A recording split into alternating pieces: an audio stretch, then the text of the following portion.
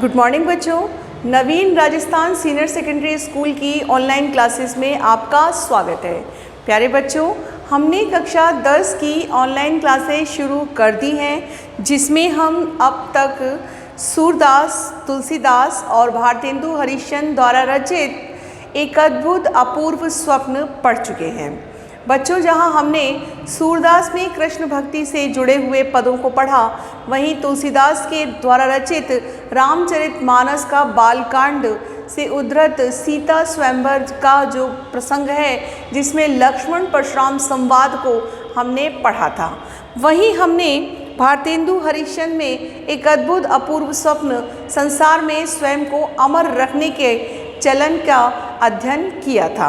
अब हम जो हमारा चौथा अध्याय है उसे शुरू करने जा रहे हैं, जो आपकी पाठ्य पुस्तक में गद्य का दूसरा पाठ है और क्रम के अनुसार देखें तो 11वां चैप्टर है मुंशी प्रेमचंद द्वारा रचित कहानी ईदगाह।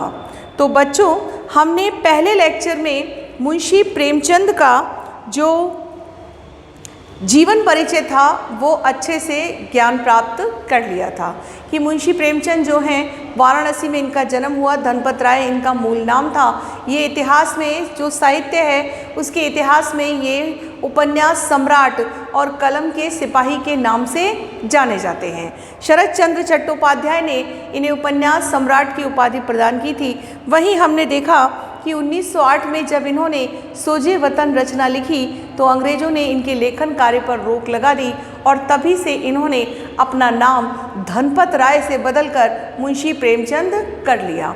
तो यहाँ मुंशी प्रेमचंद ने जो मुख्य रचनाएं लिखी वो निर्मला, सेवा सदन, प्रेमाश्रम, रंगभूमि, कर्मभूमि, गोदान, गवन, करबला और संग्राम आदि इनकी मुख्य रचनाएं थीं। इन्होंने कुछ पत्रिकाओं का भी संपादन किया था, जिसमें माधुरी, हंस, मर्यादा और जागरण प्रमुख हैं। इनकी जो कहानियां हम पढ़ रहे हैं वो मानसरोवर के नाम से लिखी गई एक कहानी संग्रह है, जिसमें अनेक कहानियाँ इन्होंने लिखी हैं और उसी में से ली गई एक कहानी है ईदगाह। तो बच्चों, मैंने आपको फर्स्ट लेक्चर में बताया था कि ईदगाह एक बाल मनोविज्ञान पर आधारित कहानी है। बाल मनोविज्ञान का मतलब है बालक के मन में उठने वाले ऐसे अनेक प्रश्न जिनका जवाब शायद हम और आप भी सोचते सोचते दे पाएँ, लेकिन बालक मन जो है, जो देखता है, जैसा अपने आसपास महसूस करता है, उसी के संबंधित उसके मन में प्रश्न उठने लगते हैं। और कहीं ना कहीं ऐसा बाल मनोविज्ञान यहाँ इस चैप्टर में दिखाया गया है कि एक छोटा सा 4-5 साल का बालक है जिसका नाम है हामिद, और हामिद जो है वो अपनी दादी अमीना के साथ अकेला रहता है, क्योंकि उसके अब्बू और अम्मी मर चुके हैं। अब्बू जो हैं वो हैजा के शिकार हो गए थे और अम्मी भी उनको याद करते करते गरीबी की मार से, अन्न की मार को झेलते हुए वो भी एक दिन स्वर्ग सिधार गई। इस तरह से अपने अब्बू और अम्मी से दूर रहने वाला वो 4 साल का बेटा अपनी दादी अमीना के साथ रहता है। रमज़ान का महीना चल रहा है। कहानी यहीं से शुरू होती है। अब हम शुरू करते हैं आज अपनी कहानी। रमज़ान के पूरे 30 रोज़ों के बाद ईद आई है। किसान, कितना मनोहर, कितना सुहावना प्रभात है।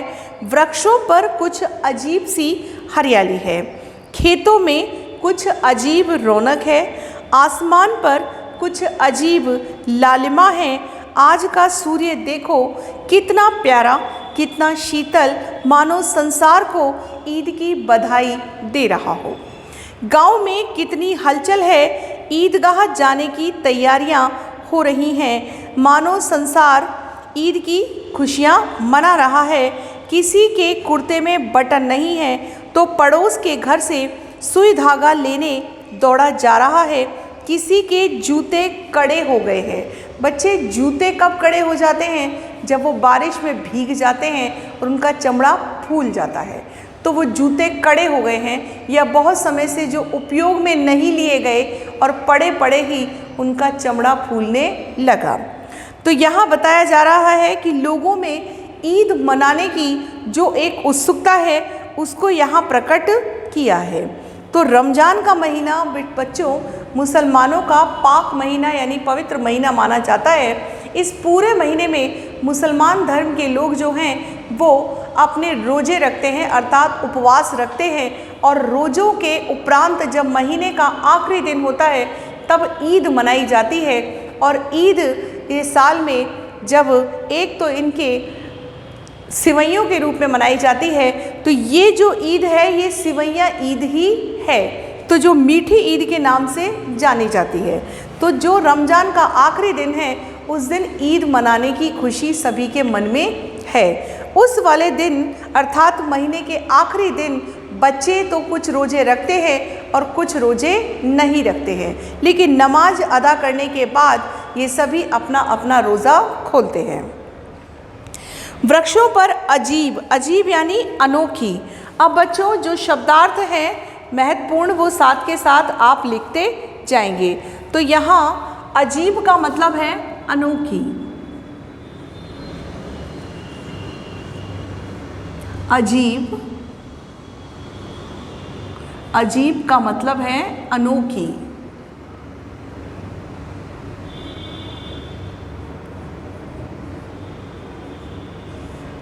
और दूसरा शब्द है प्रभात। तो प्रभात का मतलब होता है बच्चों सुबह। फिर है हरियाली। तो हरियाली आपको पता ही है, हरा भरा रौनक। अब ये रौनक शब्द का मतलब है चमक, उत्साह।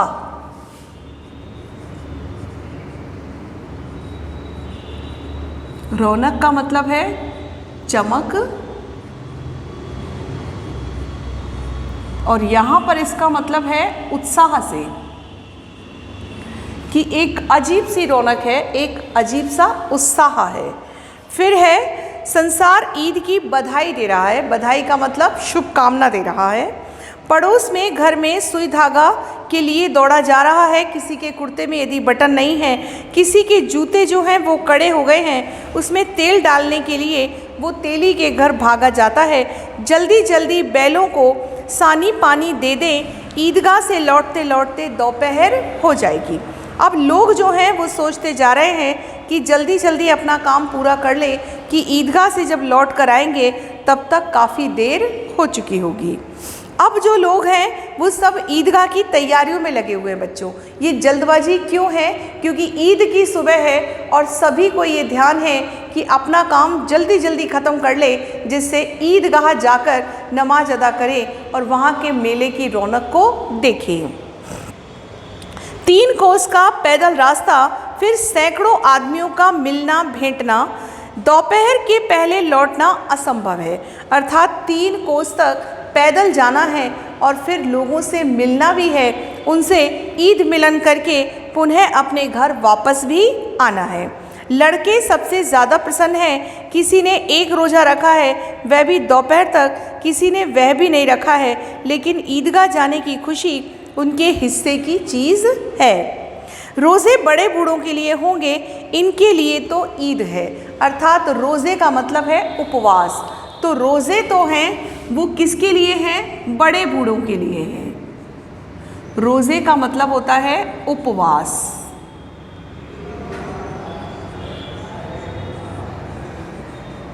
या आप जिसे व्रत कहते हैं, वो व्रत ही क्या है? रोज़ा है। उसको हम क्या कहते हैं? व्रत कह देते हैं कि व्रत शब्द जो है उसका मतलब ही रोज़ा होता है।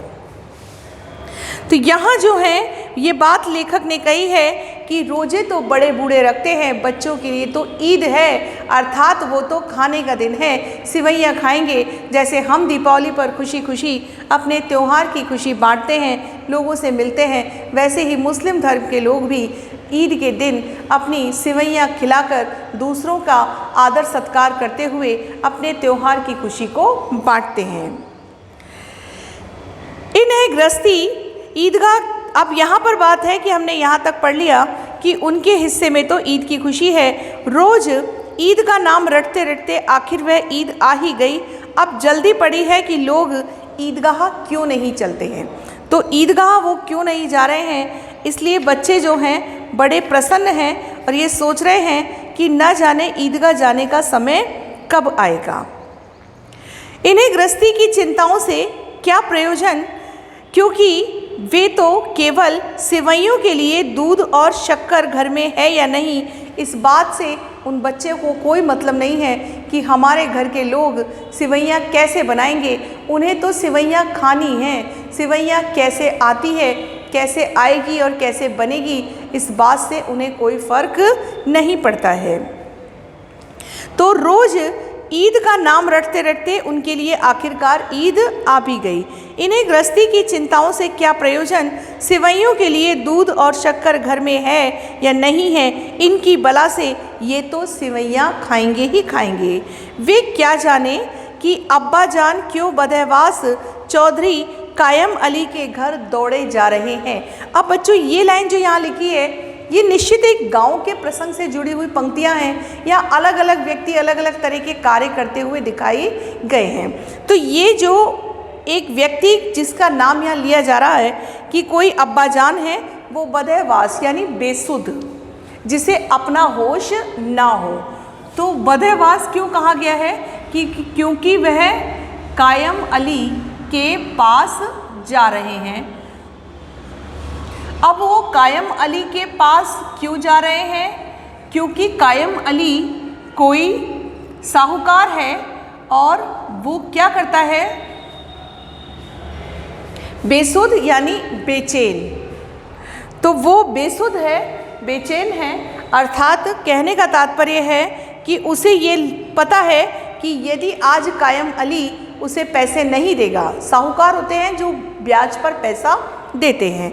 अब कोई गरीब होगा जिसके पास पैसा नहीं है ईद मनाने के लिए, तो वो बेसुध होता हुआ, बेचैन होता हुआ कायम अली यानी साहूकार के पास पहुंचा है और वहां जाकर वो सोच रहा है कि कुछ पैसे मिल जाएं तो उनकी ईद भी अच्छे से मन जाए।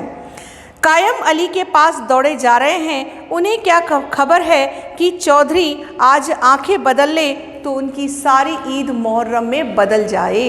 अर्थात यहाँ पर एक गरीब की व्यथा को व्यक्त किया गया है कि वो सोच रहा है कि आज यदि कायम अली ने पैसे देने से इनकार कर दिया तो निश्चित ही उनकी ईद मुहर्रम में परिवर्तित हो जाएगी। बच्चों, मुस्लिम धर्म में मुहर्रम एक याद के रूप में या एक कोहराम के रूप में मनाए जाने वाला त्यौहार है, जिसे वो किसी रूप में एक जैसे दुख प्रकट करते हैं, शोक प्रकट करते हैं, उसके रूप में मनाते हैं। वहीं ईद का जो त्यौहार है वो खुशियों के रूप में मनाया जाता है। इसलिए यहाँ कहा गया है कि यदि कायम अली आज आंखें बदल लें तो निश्चित ही उनकी ईद मुहर्रम में बदल जाएगी। बार बार सारी ईद मुहर्रम हो जाएगी। उनकी अपनी जेबों में ते कुबेर का धन भरा हुआ है, बार बार जेब में अपना खजाना निकाल कर गिनते हैं। अब बात हो रही है बच्चों की कि बच्चे जो हैं उनकी जेबों में तो खजाना है, क्योंकि उनको तो ईदी मिल गई है। बच्चों, ईदी क्या होती है?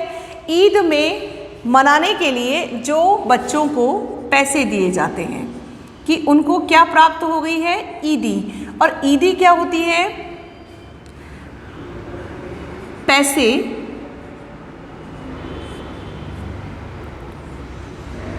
ईद मनाने के लिए दिए जाएं। मतलब केवल उसी को ईदी कहा जाता है जो पैसे केवल ईद मनाने के लिए दिए जाते हैं, एक तरह से खुशियां मनाने के लिए। तो खुशी मनाने के लिए उनको जो पैसे मिले हैं वो तो उससे बड़े खुश हो रहे हैं। अब बार बार जेब से अपना खजाना निकाल कर गिनते हैं और खुश होकर फिर रख लेते हैं। महमूद गिनता है 1 2 10 12, उसके पास 12 पैसे हैं। मोहसिन के पास 1 2 3 8 9 15 पैसे हैं। इस तरह से उनकी गिनती है कि 9 के बाद 15 आ जाता है। इनकी अनगिनती पैसों में अनगिनती चीज़ें लाएंगे, खिलौने, मिठाइयाँ, बिगुल, गेंद और ना जाने क्या क्या। और सबसे ज़्यादा प्रसन्न है हामिद, क्योंकि हामिद को ये पता है कि उसके पास भले ही बहुत थोड़े से पैसे हों, बच्चों देखेंगे कहानी में कि क्या चलेगा और कैसे चलेगा, कि उसके पास थोड़े से पैसे हों लेकिन फिर भी उसमें एक खुशी है क्योंकि इतने समय से वो जो अपनी दादी के साथ ही रह रहा था, आज उसे मेले की रौनक देखने का अवसर प्राप्त होगा। कि इनमें जो सबसे अधिक प्रसन्न है वो है हामिद। वह 4-5 साल का एक गरीब सूरत वाला दुबला पतला लड़का है जिसका बाप गत वर्ष हैजे की भेंट हो गया। अर्थात हैजे से एक बीमारी होती है बच्चों, जैसे इस समय कोरोना चल रहा है, ठीक उसी प्रकार से हैजा भी मलेरिया जैसी एक बीमारी होती थी जिसमें उल्टी दस्त वगैरह बच्चों को हो जाया करते थे। और वो बीमारी जब बड़ों को हो जाती थी तो उस समय इलाज ना हो पाने के कारण, जैसे आज कोरोना का वैक्सीन नहीं है, ठीक उसी प्रकार से हैजे का कोई इलाज ना हो पाने के कारण लोग मृत्यु की चपेट में चले जाते थे। तो हामिद का जो पिताजी यहाँ बताए गए हैं वो हैजे की भेंट हो गए का मतलब है हैजे से उनकी मृत्यु हो गई। और ना जाने क्यों पीली पीली होते हुए एक दिन उसकी माँ भी मर गई और माँ भी निश्चित ही भूख की भेंट हो गई क्योंकि घर में अनाज अच्छे से उपलब्ध नहीं था। किसी को पता ना चले क्या बीमारी है, कहती भी तो कौन सुनने वाला था। दिल पर जो कुछ बीतती थी वह दिल में ही सहती थी। जब ना सह गया तो संसार से विदा हो गई। उसके दिल में जो परेशानी थी, बच्चों कहा जाता है कि दुख तो सदैव अपना ही होता है, सुख बांटने वाला तो दुनिया में बहुत कोई दिखाई देंगे, लेकिन दुख के जो पल हैं वो हमें स्वयं ही देखने होते हैं। कबीर भले ही कह दे कि दुख को बांटो तो कम हो जाए और सुख को बांटो तो बढ़ जाए, लेकिन कबीर के कहने से दुनिया में सब कबीर की वाणी को अपनाते नहीं हैं। यहाँ यही बात कही गई है कि उस हामिद की माँ केवल इसीलिए दुनिया से चली गई क्योंकि उसको निश्चित ही भरपेट भोजन ना परिवार के लिए वो जुटा पाती थी ना खुद के लिए, इसलिए धीरे धीरे पीली होती हुई वो भूख का शिकार होकर मृत्यु की चपेट में आ गई। कुछ बीतती वह दिल में ही सहती, कहती भी तो सुनने वाला कौन था। दिल पर जो कुछ बीतती दिल में ही सहती और जब तक सहा गया तो तब तक सहा और फिर संसार से विदा हो गई। अब हामिद अपनी बूढ़ी दादी अमीना की गोद में सोता है और उतना ही प्रसन्न है। उसके अब्बा जान रुपए कमाने गए हैं, ऐसा उसकी दादी ने उससे कह रखा है।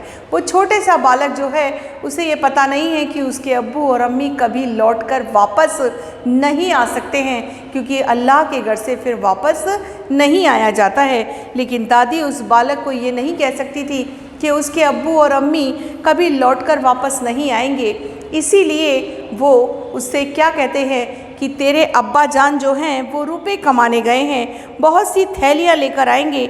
अम्मी जान अल्लाह मियाँ के घर से बहुत सी बड़ी बड़ी अच्छी चीज़ें लाएंगी, इसीलिए हामिद प्रसन्न है। आशा तो बहुत बड़ी चीज़ है, फिर बच्चों की आशा उसकी तो कल्पना ही राई को पर्वत बना देती है। हामिद की पाँव में भी जूते नहीं हैं, सिर पर एक पुरानी धुरानी सी टोपी है जिसका गोटा काला पड़ गया है, फिर भी वह प्रसन्न है। अब देखो बच्चों, यहाँ क्या बात कही गई है कि आशा पर दुनिया कायम है। निश्चित ही आशान्वित व्यक्ति अपने जीवन के 100 कल्पों को जी लेता है, लेकिन फिर भी उसे मृत्यु आती हुई भी ऐसी लगती है कि जैसे अभी जीवन बहुत बाकी है। ऐसा ही ये हामिद, जिसकी माँ, बाप और दादी तीनों का रोल निभाने वाली केवल मात्र उसकी बूढ़ी दादी ही है, और उसे हर पल इस बात की चिंता रहती है कि जिस दिन वो बड़ा होगा उस दिन वो पूछेगा कि उसके अब्बू और अम्मी कहाँ हैं, तो वो क्या जवाब देगी।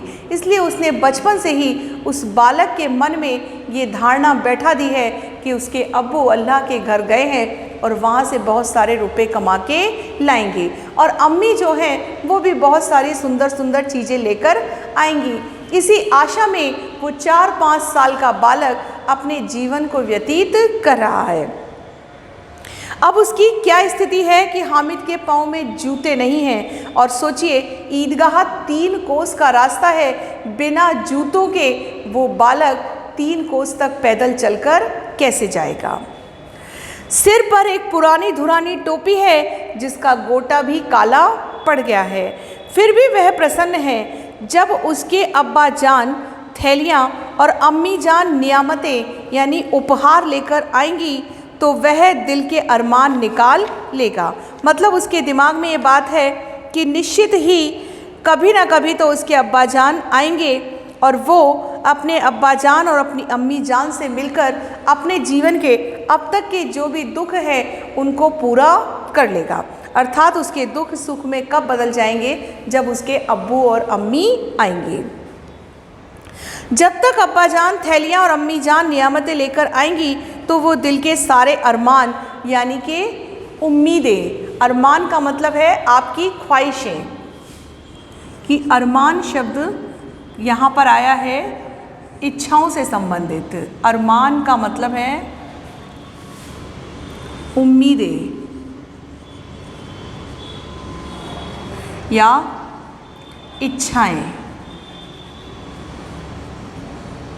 कि जो भी इच्छाएं हैं वो कब पूरी होंगी, जब उसके अब्बू और अम्मी आएंगे। वह अपने सारे अरमान निकाल लेगा, तब देखेगा महमूद, मोहसिन, नूरे और सम्मी कहाँ से उतने पैसे निकालेंगे। अभागिन अमीना अपनी कोठरी में बैठी रो रही है। अब ऐसा तो बालक सोच रहा है, ये तो बालक की कल्पना है। बच्चों, कहानी के शुरू में ही आपको बताया था कि ये बाल मनोविज्ञान को प्रकट करने वाली कहानी है। बालक के मन में उठने वाले सैकड़ों प्रश्न उसके मनोविज्ञान को ही प्रकट करते हैं। वो अपने आसपास जैसा देखता है, जैसा महसूस करता है, उन चित्रों को देखते हुए उसके मस्तिष्क में जो चित्र उभरने लगते हैं वो प्रश्न बनकर सामने प्रकट होते हैं और हम उन प्रश्नों के उत्तर देते हुए 10 बार सोचते हैं कि ये बाल मनोविज्ञान कब शांत होगा। लेकिन बच्चों, वो बाल मनोविज्ञान ही उनके भावी जीवन की एक ऐसी सीढ़ी है जिस पर उनका जीवन केंद्रित होता है। इसलिए किसी भी बच्चे द्वारा पूछे गए प्रश्नों का उत्तर हमें कभी भी ये कहकर नहीं टाल देना चाहिए कि बाद में बताया जाएगा या अभी बताने का समय नहीं है। उसकी उम्र के हिसाब से उसके हर प्रश्नों का उत्तर हमें दे देना चाहिए। अब यहाँ हामिद की जो दादी है बेचारी अभागिन, अभागिन क्यों कहा है कि ना तो उसके बेटे बहू हैं, ना उस बुढ़ापे के शरीर में उतनी ताकत है कि वो अपने 4-5 साल के बालक को कुछ ऐसी ईदी प्रदान करे जिससे वो ईदगाह जाकर खुशियों के साथ अपना दिन व्यतीत कर सके। अमीना अपनी कोठरी में बैठी रो रही है। आज ईद का दिन है और उसके घर में दाना भी नहीं है। आज आबिद होता तो क्या इसी तरह ईद आती। आबिद उसके बेटे का नाम है जो मर चुका है हैजे में, कि आज आबिद होता तो क्या इसी तरह ईद आती और चली जाती। इस अंधकार और निराशा में यह डूबी जा रही थी। किसने बुलाया था इस निगोड़ी नींद को, मतलब ये जो ईद है इसको किसने बुलाया था, इस निगोड़ी ईद को किसने बुलाया था। इस घर में उसका कोई काम नहीं है। लेकिन हामिद, जब किसी के मरने जीने से क्या मतलब, उसके अंदर तो एक प्रकाश है और बाहर आशा है। हामिद केवल यही सोचता है कि विपत्ति अपना सारा दल बदल लेकर आए, लेकिन हामिद के आनंद भरी चितवन उसका विध्वंस कर देगी। हामिद जो है उसकी आनंद भरी जो चितवन है, अर्थात उसकी जो आनंद से युक्त जीवन शैली है, उसमें केवल यही आशा का संचार है कि एक ना एक दिन उसके अब्बू और अम्मी जान अल्लाह के घर से लौटेंगे और बहुत सारी नियामतें और उपहार लेकर आएंगे, जिससे अब तक के उसके जीवन के जो अभाव हैं वो खुशियों में बदल जाएंगे। बच्चों, मुंशी प्रेमचंद ने यही बाल मनोविज्ञान यहाँ चित्रित किया है कि बच्चों का जीवन आशा पर केंद्रित होता है और वो उसी आशा के साथ अपने जीवन के जो संघर्ष, उन्हें संघर्ष दिखाई नहीं देते, उनको वो बहुत ही सहजता के साथ काट देते हैं। ये अभागिन जो हामिद की दादी अमीना है वो इस प्रकार से विलाप कर रही है कि ईद के आने का ना होता तो अच्छा होता, लेकिन कहने से कोई त्यौहार ना तो टाले जा सकते हैं ना रोके जा सकते हैं। त्यौहार तो अपने समय पर आएंगे ही आएंगे, लेकिन वो अपनी गरीबी से इतनी बेहाल है कि उसे लगता है कि आने वालों को वो सिवैयाँ किस प्रकार खिलाएगी, क्योंकि जिसके घर में दाना नहीं है वो कैसे तो ईद मनाए और कैसे आने वालों का सत्कार करे। इस प्रकार से हामिद की दादी अमीना शोकग्रस्त है और वहीं हामिद अपनी आशा से भरे चितवन को देख रहा है। तो बच्चों, आज हमने हामिद की जो छोटी सी कहानी पढ़ी है, ये केवल अभी शुरुआत है। आगे जो वो ईदगाह में जाएगा तो किस तरह से बालकों से उसकी बातचीत होगी और किस तरह से उसका मजाक बनाया जाएगा, वो हम आगे की कहानी में पढ़ेंगे। तो आज का जो होमवर्क के आपके प्रश्न हैं वो आप नोट कीजिए कि गांव में ईद मनाए जाने की तैयारियां किस प्रकार चल रही हैं। गांव में ईद मनाए जाने की तैयारियां किस प्रकार चल रही हैं। तो बच्चों, आपको बताया गया है कि रमज़ान के पूरे 30 रोज़ के बाद जब ईद आई तो लोग बड़े खुश थे। वृक्षों पर अजीब सी हरियाली थी, प्रकृति सुंदर थी। वहीं हर व्यक्ति ईद की खुशियों में जुटा हुआ था।